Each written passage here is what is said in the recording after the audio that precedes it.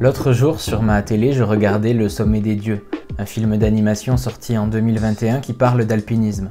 Et une scène a particulièrement attiré mon attention pour l'horrible dilemme moral qu'elle suscitait. Alors bien sûr, je me suis demandé à quel point cette scène était ou non inspirée de la réalité et j'ai commencé à beaucoup me renseigner sur le monde de l'alpinisme. Déjà, j'en ai appris la définition claire parce que c'était pas si clair dans mon esprit. C'est une pratique sportive qui consiste à gravir des sommets sur des terrains au relief de type alpin. Bref, réaliser des ascensions en montagne.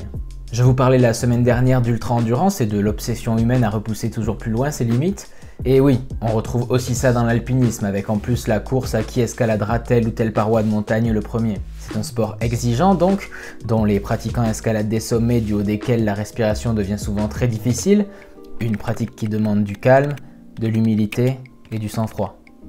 Et c'est simplement avec ces quelques informations que je vais vous raconter l'histoire de Simon Yates et Joe Simpson, histoire qui a inspiré la scène du film Le Sommet des Dieux dont je vous parlais au début, et qui représente pour moi le plus grand dilemme des alpinistes. Nous sommes en juin 1985 dans la ville de Lima, au Pérou, où deux alpinistes anglais, Simon Yates et Joe Simpson, se préparent pour un des plus grands, si ce n'est le plus grand défi de leur carrière. Les deux hommes, alors âgés de 21 et 25 ans, vont tenter l'ascension de la face ouest du Ciula Grande, et c'est 6344 mètres. À cette époque, et malgré de nombreuses tentatives, aucun alpiniste n'a jamais réussi cette ascension. Pourtant, les deux hommes ne désespèrent pas et semblent déterminés à réaliser les premiers cet exploit. Ils quittent donc Lima et après 6 heures de route et 2 jours de marche pour s'approcher au maximum de la montagne, les piolets et les crampons s'enfoncent dans la glace. Ils débutent leur ascension. La première journée est d'ailleurs très encourageante, les deux hommes ont bien progressé et la nuit se passe bien. C'est le lendemain que les complications vont commencer. Au-delà de 6000 mètres d'altitude, le vent et la neige sont de plus en plus violents, les températures chutent pour atteindre les moins 10 degrés et les coulées de neige se succèdent. Simon et Joe, gelés et n'avançant plus que de quelques mètres par heure, s'accrochent et réussissent finalement à sortir des nuages et à atteindre le sommet.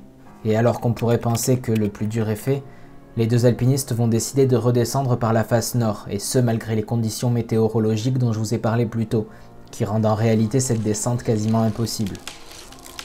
C'est là que l'histoire devient célèbre. Au tiers de la descente sur cette falaise de glace, je me disais, ne tombe surtout pas ici. Parce que Simon descendait également à ce moment-là et qu'il y avait donc du mou entre nous. J'ai planté mon piolet droit dans la glace et elle s'est désintégrée. J'ai chuté et atterri plus bas dans la face. Ma jambe droite était bloquée en arrière. Mon tibia avait frappé dans mon fémur et le choc avait continué jusqu'à mon articulation du genou. J'avais déchiré mon ligament croisé intérieur, endommagé mon nerf fibulaire et détruit le cartilage des 2 ménisques. Je m'étais aussi fracturé le talon et la cheville. La douleur était atroce. Joe Simpson le sait. À cette altitude, il n'y aura pas de secours. Simon est alors confronté à un premier dilemme, abandonner son compagnon à une mort certaine et continuer la descente seul, ou la deuxième option, celle qu'il va choisir. En nouant 2 cordes entre elles, Simon va faire glisser Joe par tranche de 50 mètres, tout en désescaladant la paroi. En 1 heure, avec cette méthode, ils parviennent à descendre 91 mètres de plus.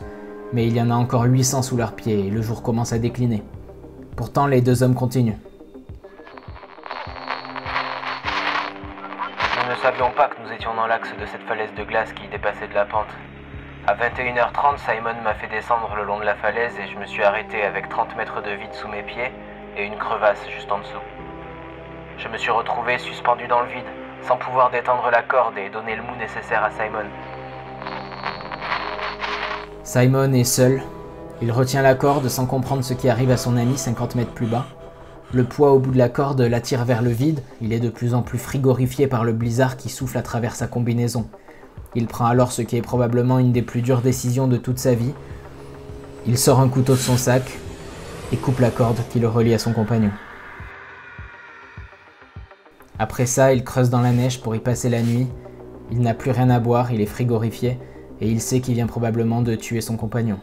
Le lendemain, il termine la descente, aperçoit la crevasse et comprend alors où Joe est tombé. Persuadé qu'il est mort, il continue sa route et atteint finalement le camp de base, exténué. Mais Joe n'est pas encore mort.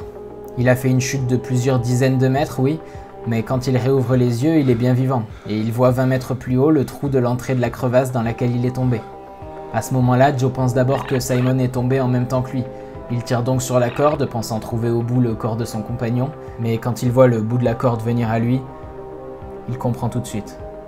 Dans cette situation pourtant désespérée, Joe reste pragmatique. Si son ami est encore vivant, ça lui donne un espoir qu'il revienne le chercher. Mais le lendemain matin, réalisant que Simon ne l'a toujours pas retrouvé, Joe comprend qu'il va devoir se débrouiller seul s'il veut survivre.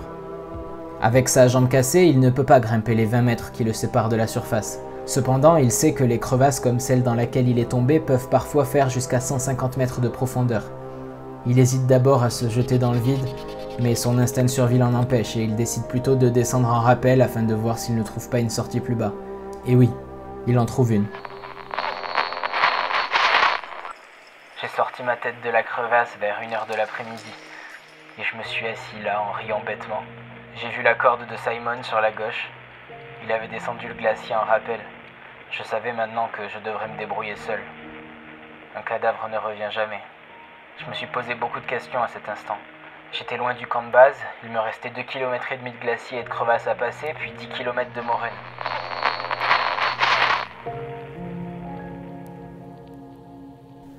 À ce moment-là, Joe sait qu'il n'aura jamais la force de rejoindre le camp, mais il sait aussi que s'il meurt ici, il sera rapidement enseveli par la neige et que personne ne saura jamais ce qui lui est arrivé. Joe ne peut toujours pas marcher à cause de sa jambe, il commence donc à ramper pendant plus de 3 jours.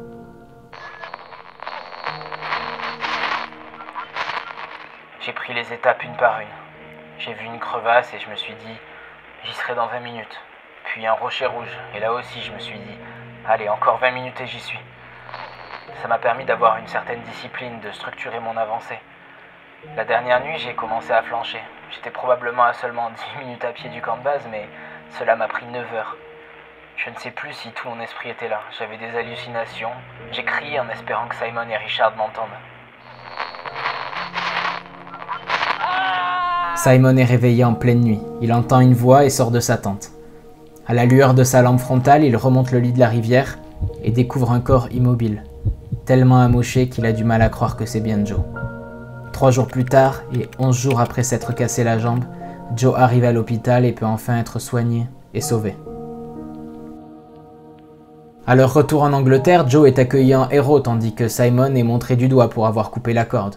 Pourtant, Joe n'a jamais reproché à son partenaire cette décision, déclarant d'ailleurs qu'il aurait fait la même chose dans la situation inverse. Cette histoire est complètement folle, mais pour moi la question qu'elle soulève l'est peut-être encore plus. Fallait-il couper la corde ? Et je ne parle pas d'un point de vue pragmatique, car les 2 hommes ont survécu, donc la décision prise était probablement la bonne. Non, je parle d'un point de vue moral. Est-ce bien ou mal de couper la corde ? D'après Simon Yates, ce n'était pas une bonne décision, mais une décision pratique. Je ne pouvais me payer le luxe de l'aspect moral. C'est impossible lorsque vous faites face à des questions de vie ou de mort. Je ne vois donc pas mon acte comme un dilemme éthique. Il oppose bonne décision et décision pratique, comme si dans certaines situations notre conscience n'avait pas son mot à dire. Mais la morale est-elle vraiment un luxe ? Des individus sous la torture ont tout de même choisi de demeurer silencieux au péril de leur vie pour leurs idées morales. Qu'en serait-il si Joe était mort ? Aurait-il regretté sa décision ? Aurait-il eu des remords ? Dans les faits, Joe a survécu et donc Simon n'a pas eu besoin de se remettre en question, il se contente ici de justifier sa décision. Et oui, c'est logique de couper la corde d'un point de vue extérieur car ça semble être la meilleure option pour qu'il y ait au moins un survivant à cette mésaventure. Pourtant, quand on est dans la situation de Simon, c'est une décision extrêmement difficile d'un point de vue moral. Il choisit, seul, de sacrifier son ami pour survivre, lui. Et si c'était Joe qui avait coupé la corde ? Se sachant condamné et se sacrifiant volontairement pour sauver son compagnon. Un choix quasi impossible à faire, mais qui aurait pourtant peut-être été le plus moral. Bref, pas étonnant que cette décision ait autant divisé l'opinion publique à leur retour en Angleterre. Et pas étonnant non plus qu'elle fascine encore aujourd'hui. Je n'ai pas moi-même la réponse à cette question qui constitue à mon sens le plus grand dilemme des alpinistes. Et vous ? Qu'est-ce que vous auriez fait ? Merci à tous d'avoir regardé la vidéo jusqu'au bout. Comme d'habitude, n'hésitez pas à la liker, à la partager, à la commenter. Vous pouvez me dire d'ailleurs en commentaire ce que vous auriez fait vous à la place de Joe, à la place de Simon. Merci aussi énormément pour vos retours sur les 2 premières vidéos, ça fait vraiment plaisir. Et puis si ça vous plaît, tant mieux parce que c'est pas prêt de s'arrêter. À dimanche prochain. Ciao.